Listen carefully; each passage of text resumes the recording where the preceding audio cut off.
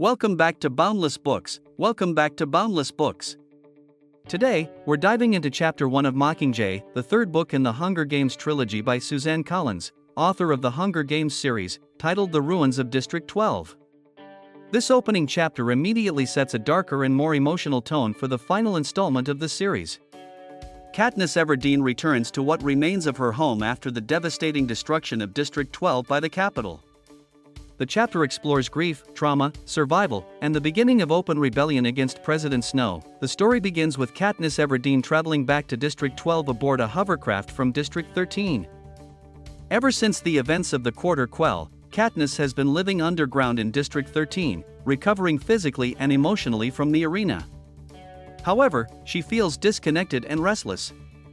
The destruction of her home continues to haunt her, and she decides to return to District 12 for the first time since it was bombed by the Capitol. As Katniss walks through the remains of District 12, the devastation is overwhelming. Entire neighborhoods have been reduced to ashes and rubble. The once busy streets are silent except for the wind.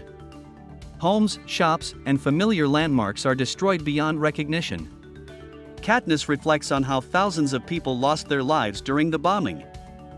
Only a small number of citizens survived because District 13 managed to rescue them in time. Katniss's emotions grow heavier as she walks through the ruins of the scene where she lived with her mother in Prim. She remembers happier moments from her childhood, including hunting trips with Gale and caring for her family after her father's death. The memories contrast painfully with the destruction surrounding her. One of the few structures still standing is the Victor's Village. Since the houses were built differently and located farther from the main district, they survived the attack. Katniss enters her old home and notices how empty and lifeless it feels.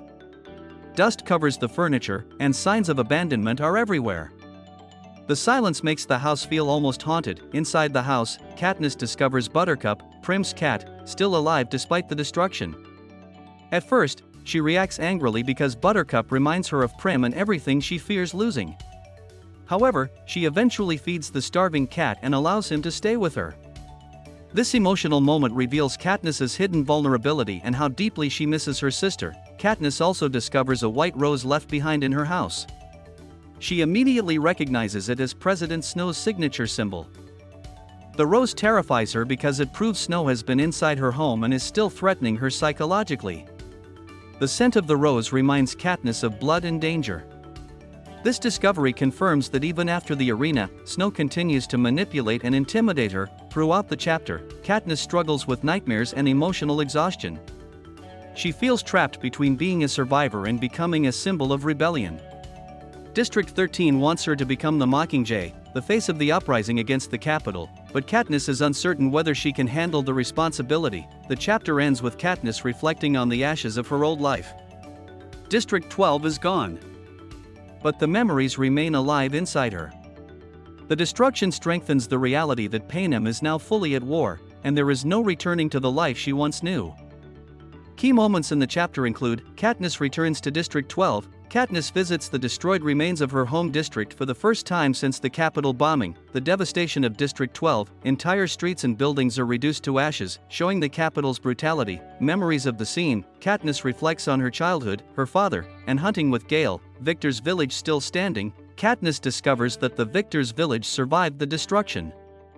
Buttercup survives. Prim's cat is found alive inside Katniss's old house. President Snow's white rose. Katniss finds a white rose left by Snow, reminding her that he is still threatening her.